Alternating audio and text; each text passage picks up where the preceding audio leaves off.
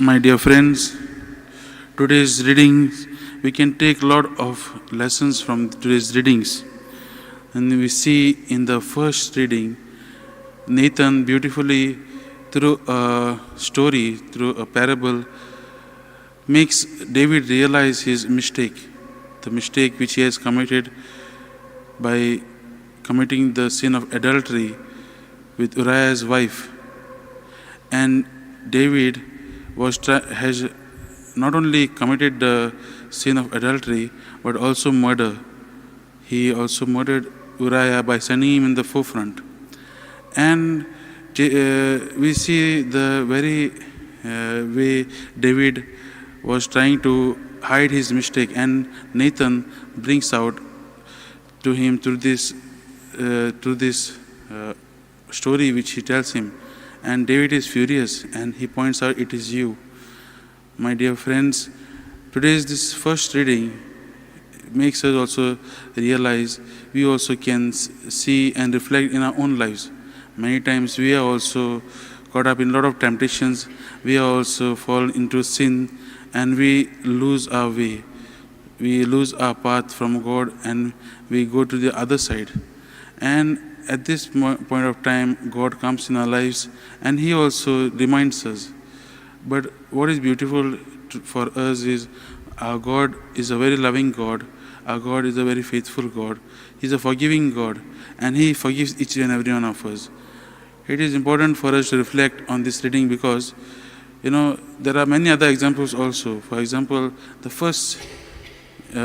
original sin we say, the first sin committed by our first parents, Adam and Eve. Just because of that one sin, they were thrown out of the Garden of Eden. And today we see David, because of this sin, God says, he'll have a lot of troubles in the future. And David repents. God also forgives him. But later on, when we read the book of Kings, we see David is been hunted by his own sons, and he has to face the consequences. What makes us reflect this is we also many times caught up in a lot of sin, but our Lord forgives us. Just because of one sin of Adam and Eve, they were thrown out. Just because of this sin, David had to face a lot of tribulations and face a lot of difficulties. But when we sin also, God forgives us, and He listens to us, and He takes care of us. But what is important is that when we sin, it is important for us to realize that I have sinned and I come back to God.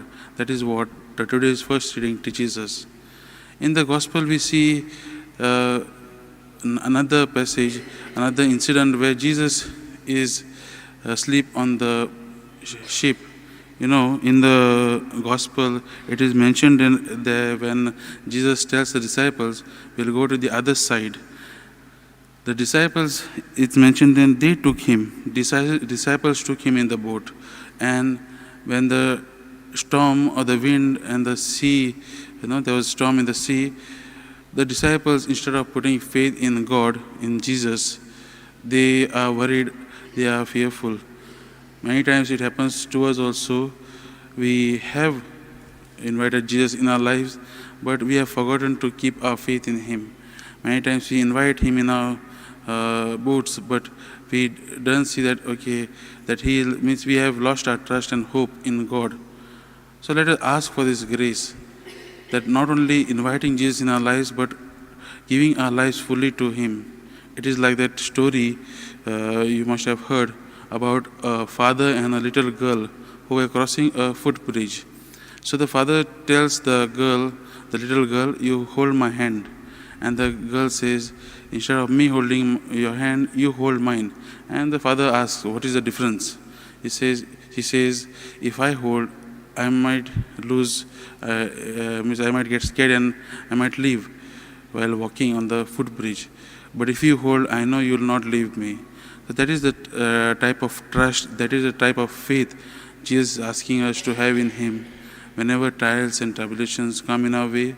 So during this day, when we will be praying, when we sitting for prayer in our homes, in our workplaces, whenever we get time to pray, let us ask God for the grace to increase our faith in Jesus, to increase our faith in Jesus and to give our whole self to Him. For this, we'll pray during this Eucharistic celebration.